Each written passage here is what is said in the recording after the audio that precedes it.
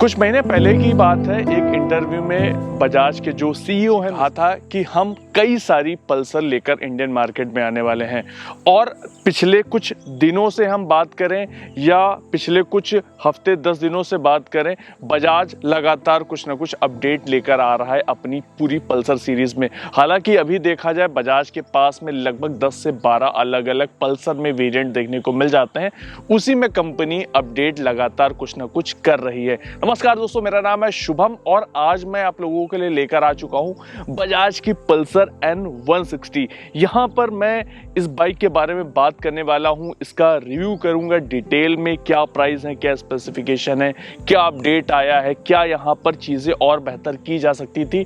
और ये वीडियो दो पोर्शन में होगा। हाफ पोर्शन आपको वॉक अराउंड देखने को मिलेगा और हाफ पोर्शन में आपको इसका राइड रिव्यू देखने को मिलेगा। तो देर किस बात की, आइए दोस्तों ये वीडियो देखते हैं। देखिए, सबसे पहली चीज ये है कि बजाज के साथ में जो ये अपडेट वाली चीजें हैं ना, वो बहुत जल्दी जल्दी होती रहती हैं। अभी कुछ महीने पहले की बात है, लगभग में 5 से 6 महीने हुए होंगे, यहाँ पर इस बाइक में अपडेट मिला था और वो अपडेट पूरी सीरीज में ही दिया गया था। मतलब जो इंस्ट्रूमेंट क्लस्टर है, पहले क्या है डिजिटल प्लस एनालॉग में आता था, लेकिन अभी क्या है इन्होंने पूरी अपनी जो सीरीज है उसमें चेंज कर दिया है। मतलब हम 125 आप छोड़ दीजिए, उसके ऊपर जितनी भी बाइक्स हैं उसमें एंटायर बाइक में उन्होंने पूरा चेंज किया है। तो हम उन सब चीज़ों के बारे में बाद में आएंगे, लेकिन सबसे पहले आप ये जान लीजिए कि यहाँ पर जो एक बड़ा अपडेट मिला है वो है यहाँ पर यूएसडी फोर्क आ चुके हैं। ये आप देख रहे हैं ना गोल्डन कलर में, और जिसकी वजह से क्या है ना, बाइक पहले से ज़्यादा और अपीलिंग लग रही है, रोड प्रेजेंस और बेहतर नज़र आ रहा है। और ये जो ब्लैक थीम बेस्ड ये बाइक डिज़ाइन की गई है ना, जिसकी वजह से क्या है कि बाइक और भी मैच्योर नज़र आ रही है। तो यहाँ पर क्या है यूएसडी फोर्क आ जाते हैं और क्या है कि यहाँ पर डुअल चैनल ABS के साथ में ये बाइक आ जाती है। अब यहाँ पर क्या है, ये जो अपडेट मिला है ना, उसके लिए कंपनी ने जो प्राइसेस बढ़ाए हैं वो लगभग 6 से 7 हजार रुपए महंगे कर दिए हैं। जी हाँ, इसका एक्स शोरूम प्राइस के बारे में बात करूं तो 1,39,000 रुपीज एक्स शोरूम प्राइस इसका रखा गया है। तो मतलब ये है कि ऑन रोड आते आते हम यहाँ पर ये कह सकते हैं लगभग में 1,70,000 के आसपास हो जाएगा। अगर मैं सेगमेंट में बात करूं तो सेगमेंट में सिर्फ अभी यूएसडी फोर्क के साथ में या तो पल्सर आ रही है या फिर आ रही है हीरो मोटोकॉर्प की एक्सट्रीम 160R। याद है ना, वहां पर भी गोल्डन फोर्क मिल जाते हैं, ग्रीन कलर ब्लैक कलर में बाइक आ जाती है। तो यहाँ पर क्या है, अब सेगमेंट में इसने भी एंट्री ले ली है। अब सेगमेंट में 2 बाइक मिल जाती है जो कि यूएसडी फोर्क के साथ में आती है, लेकिन यहाँ पर क्या है डुअल चैनल ABS भी मिल जाता है। जब अगर आप प्राइस से कंपेयर करोगे ना, तो जो टीवीएस की अपाची आती है वहां पर भी डुअल चैनल ABS मिलता है, उसका भी प्राइस अराउंड ऐसे ही जाता है, लेकिन वहां पर क्या है कि यूएसडी फोर्क नहीं मिलता है। तो अभी क्या है टीवीएस वालों को भी सोचना पड़ेगा कि वहां पर क्या है कि उनको भी एक सीरियस अपडेट की और जरूरत है। तो चलिए और बात कर लेते हैं। फ्रंट पर यहाँ पर आप देखेंगे LED DRL देखने को मिल जाते हैं, बाय फंक्शनल यहाँ पर LED प्रोजेक्टर हेडलैम्प आ जाता है। फ्रंट लुक काफ़ी मस्कुलर नज़र आता है। वहीं अगर फ्रंट की बात करूँ तो यहाँ पर 300 mm की डिस्प्ले दी गई है, रियर पर 270 mm की मिल जाती है। और अगर टायर साइज़ की मैं बात करूँ तो यहाँ पर क्या है 100/80 सेक्शन का मिल जाता है। 17 इंचेस के यहाँ पर व्हील आ जाते हैं। ये पूरा यहाँ पर फाइबर का मटेरियल कंपनी ने यूज़ किया है। इसके साथ में क्या है कि आप फ्यूल टैंक पे आते हो तो फ्यूल टैंक यहाँ पर ये मेटल का पार्ट है और ये यहाँ पर फाइबर यूज़ किया गया है। पल्सर की यहाँ पर 3D में बैजिंग दी गई है और ये नए ग्राफिक्स अपडेट किए गए हैं। ये यहाँ पर आप देख रहे हो चेक फ्लैग की थीम पे यहाँ पर पूरा ये डिज़ाइन किया गया है, N160 लिखा हुआ है। और जो अभी बाइक आते हैं N150, N160 या N250 या जो अभी पल्सर 220 आती है, उन सब में इस तरह के ग्राफिक्स कंपनी अब लेकर आ रही है। तो 3D में यहाँ पर पल्सर लिखा हुआ है जो कि देखने में खूबसूरत नज़र आता है। 14 लीटर का बड़ा सा यहाँ पर फ्यूल टैंक है। यहाँ पर USB केबल लगाकर आप मोबाइल भी चार्ज कर सकते हो। तो ये यहाँ पर चीज़ें हो जाती हैं। सीट देखेंगे कुछ ऐसी डिज़ाइन की गई है, सीट की क्वालिटी इन्होंने प्रीमियम रखने की कोशिश की है।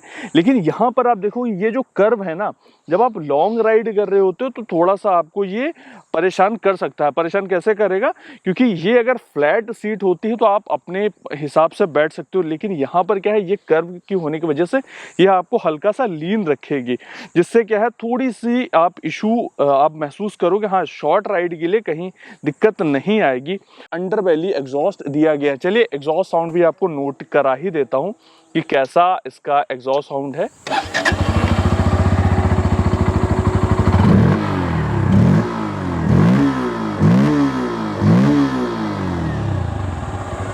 इनके साउंड में काफी लाउड और एग्रेसिव और बेस अच्छा खासा सुनने को मिल जाता है। बाकी बैक पोर्शन आपको कुछ ऐसा देखने को मिल जाएगा। अच्छा हाँ, यहाँ पर आप देखोगे ना तो इसके इंडिकेटर ये यहाँ पर क्या है कि आपको नए देखने को मिल जाते हैं। और साथ में यहाँ पर क्या है, ये यहाँ पर अगर मटेरियल फ्लेक्सिबल यूज़ करती, कुछ रबड़ यूज़ करती तो काफ़ी अच्छा हो जाता। ये यहाँ पर काफ़ी हार्ड मटेरियल यूज़ किया गया है, जिससे क्या है ना, यहाँ टूटने का डर बना रहता है। तो इसको और बेहतर यहाँ पर थोड़ा सा मटेरियल यूज़ किया जा सकता था। वहीं जो इसका इंस्ट्रूमेंट क्लस्टर है, आप यहाँ पर देखोगे पूरा ब्लैक थीम बेस्ड यहाँ पर रखा गया है। और यहाँ जो है ये पूरा फुली डिजिटल में आ जाता है। और अगर मैं बात करूँ, अभी दिन का टाइम है, जो लाइट है वो प्रॉपर आ रही है, मतलब विजिबल है। गियर इंडिकेटर यहाँ पर आ जाता है, इधर टैकोमीटर है, टाइम आ रहा है, ओडोमीटर है, ये फ्यूल की वार्निंग यहाँ पर आ रही है। साथ में क्या है कि मैं यहाँ पर इंजन ऑन कर देता हूँ, ये यहाँ स्पीडोमीटर आ जाता है, ये बता रहा है कि आप इसको रिफ्यूल कराइए। इधर ओडोमीटर है। साथ में क्या है कि यहाँ से आप देख रहे हो तो ये यहाँ पर क्या है कि ब्लूटूथ कनेक्टिविटी यहाँ से मिलती है। तो ये सारी चीज़ें हैं। माइलेज कितना है, रेंज कितनी मिल जाएगी। और यहाँ पर क्या है कि अगर कॉल आएगा तो यहाँ पर दिखेगा, मैसेज आएगा तो दिखेगा। तो जो इनका ऐप है उससे आप यहाँ पर कनेक्ट कर पाते हो। तो इस बाइक का जो ग्राउंड क्लियरेंस है वो है 165 mm का। और जैसे मेरी हाइट है अराउंड 5'9" के आसपास में, यहाँ पर क्या 795 mm की सीट हाइट हो जाती है। जो कि हम यहाँ पर ये कह सकते हैं कि अराउंड अगर 790 या 785 mm के आसपास होती तो जिनकी हाइट थोड़ी सी कम है उनके लिए भी बेहतर होता। मैं आपको यहाँ पर बैठ के दिखा देता हूँ कि कितना यहाँ पर कैसा पोस्चर आता है। तो जैसे मैंने आपको बताया ना कि मेरी हाइट है अराउंड 5'9" के आसपास में, मेरे पैर दोनों बराबर एकदम फ्लैट आ जा रहे हैं, कहीं कोई दिक्कत नहीं है। लेकिन दिक्कत यही है कि क्योंकि सीट हाइट थोड़ी सी इसकी ज़्यादा फील होती है, और जब आप बैठते भी हो ना तो आपको लगेगा कि हाँ कहीं आप ऊपर की तरफ में बैठे हुए हो। और जिसकी वजह से क्या है कि अगर जो शॉर्ट हाइट वाला होगा थोड़ी सी उसको प्रॉब्लम यहाँ पर हो सकती है, या उतना शायद कंफर्टेबल ना रहे। तो थोड़ी सी शॉर्ट हाइट होती तो और बेहतर होता।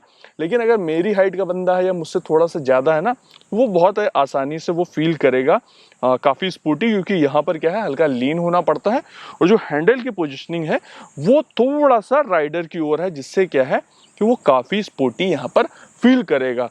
वेट अराउंड 154 kg के आसपास में आ जाता है, क्योंकि एग्जैक्ट अभी फिगर कंपनी ने नहीं दिया है। इससे पहले जो आती थी वहाँ पर सिंगल चैनल 152 kg था और जो डुअल चैनल था वो था 154 kg। USD 4 का आने के बाद वेट में कितना कम ज़्यादा हुआ है वो अभी डिटेल्स सामने नहीं आई है। तो चलिए इस बाइक को चला कर देखते हैं और चलने में कैसी है उसके बारे में बात करते हैं। सबसे पहले तो यार सेकंड गियर में ओहो देखो यार, इसका इंजन काफी स्मूथ है। हाँ, जब आप बाइक को खींचते हो ना तो फुट पैड्स पे वाइब्रेशंस आते हैं।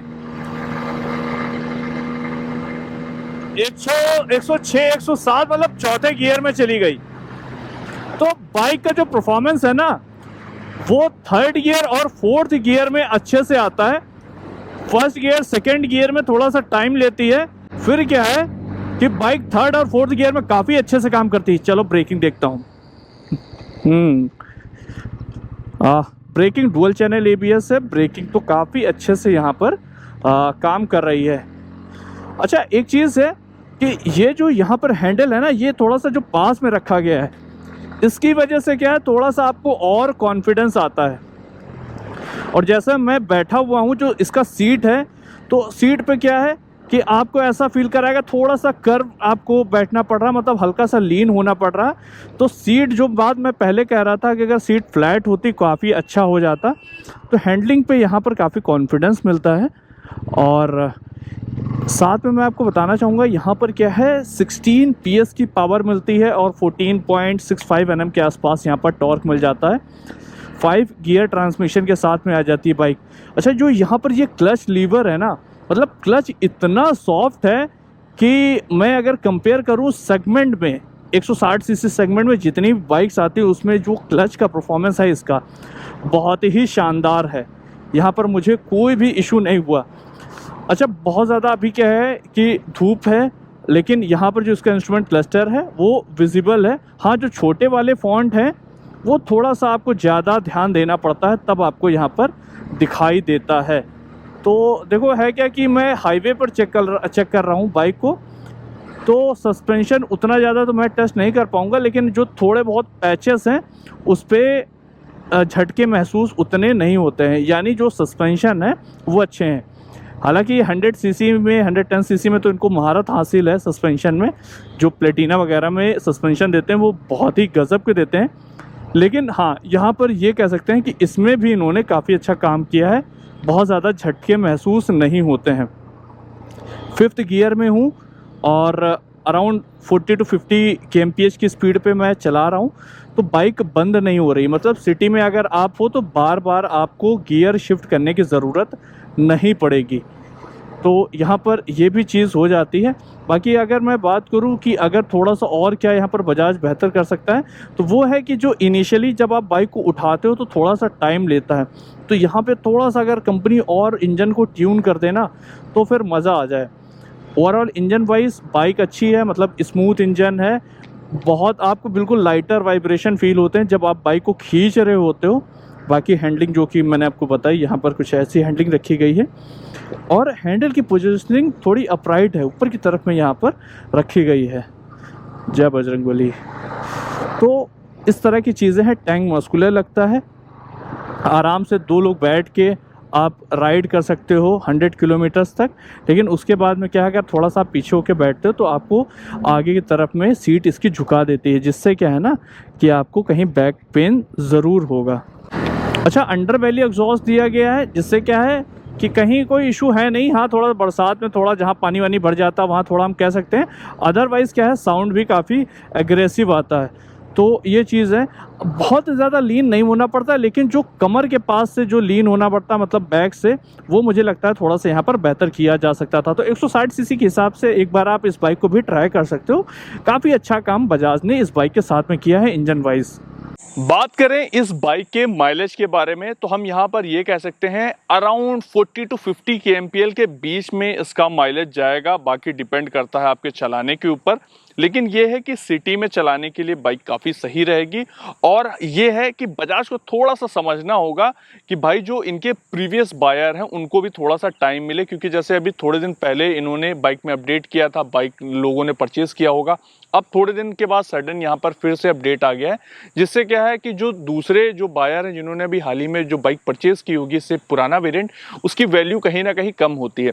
तो बजाज को ये चाहिए कि एक बार सीरियस होके जो भी अपडेट करना है वो एक प्लान करें, फिर थोड़ा सा टाइम ले, ताकि जो बायर परचेज़ करता है उसको रिग्रेट ना फील हो कि यार अभी मैंने थोड़े दिन पहले ही बाइक परचेज़ की थी, अब नया अपडेट आ चुका है। एक लंबा टाइम होता है ना, तो बायर के लिए भी अच्छा रहता है कि हाँ भाई मेरे पास जो वेरिएंट है वो नया वाला है, कम से कम 1-1.5 साल तो बाइक उनको नया वेरिएंट चलाने को तो मौका मिले। मुझे लगता है ये चीज़ होनी चाहिए, और लोगों ने काफ़ी ये चीज़ बोला भी है कि बजाज जैसे आज बाइक परचेज़ करो और 5 महीने 6 महीने बाद नया अपडेट आ जाता है, तो लोगों को फिर तकलीफ कहीं ना कहीं होती है। फिलहाल ये जो बाइक है ये आपको इस तरह जो इसका लुक है वो 150 में भी देखने को मिलेगा, 160 में भी देखने को मिलेगा, और साथ में क्या है कि N250 में भी देखने को मिलेगा। तो क्या है कि बजाज अपना जो पल्सर ब्रांड है उसको एक्सपेंड कर रहा है और लगातार उसमें उस लाइनअप में लगातार कुछ ना कुछ बाइक्स लेकर आ रहा है। आपको क्या लगता है बजाज को क्या बेहतर करना चाहिए? और ओवरऑल देखा जाए तो बजाज फिलहाल काम अच्छा कर रहा है, लेकिन कुछ चीज़ें और यहाँ पर बेहतर करने की ज़रूरत है। तो ये वीडियो कैसा लगा आप मुझे कमेंट बॉक्स में जाके बताइए। मिलते हैं किसी और वीडियो में, तब तक आप सभी लोग अपना ध्यान रखिए।